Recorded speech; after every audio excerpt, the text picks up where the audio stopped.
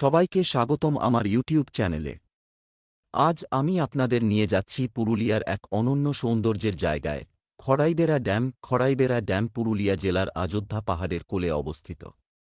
এটি মূলত একটি জলাধার, তবে আজ এটি এক অসাধারণ পর্যটন কেন্দ্র হিসেবেও পরিচিত।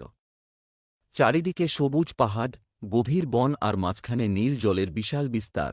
এই দৃশ্য চোখে একবার পড়লে ভুলতে পারবেন না। ড্যামটি তৈরি করা হয়েছিল মূলত সেচের জন্য এবং স্থানীয় গ্রামগুলোতে পানীয় জলের যোগান দেওয়ার উদ্দেশ্যে। কিন্তু এর আশপাশের প্রাকৃতিক সৌন্দর্য মানুষকে টেনে এনেছে ভ্রমণের জন্য। ভোরের সূর্য ওঠার সময় কিংবা সন্ধ্যার সূর্য ডোবার সময় খড়াইবেড়ার সৌন্দর্য একেবারে অন্যরকম হয়ে ওঠে। খড়াইবেড়ার অন্যতম বৈশিষ্ট্য হল এর শান্ত পরিবেশ। ভিড়ভাট্টা নেই, শহরের কোলাহল নেই। আপনি যদি প্রকৃতির কোলে কিছুক্ষণ নিরিবিলিতে বসে থাকতে চান, পাখির ডাক শুনতে চান, তাহলে এ জায়গার মতো উপযুক্ত আর কিছু নেই। সম্প্রতি পশ্চিমবঙ্গ পর্যটন দপ্তর খড়াইবেড়া ড্যামকে ইকোট্যুরিজমের জন্য গড়ে তুলছে। এখানে সুন্দর কটেজ ও টেন্টে থাকার ব্যবস্থা রয়েছে।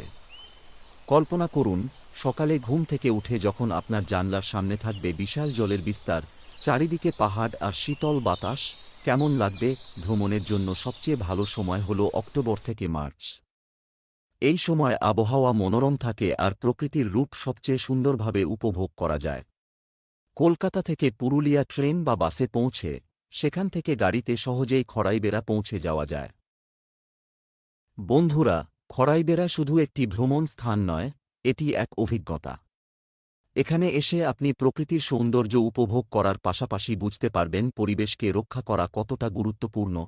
তাই এখানে এলে দয়া করে আবর্জনা ফেলবেন না, দূষণ করবেন না, শুধু প্রকৃতির কোলে সময় কাটান আর এর সৌন্দর্য উপভোগ করুন। আজকের মতো এইটুকুই।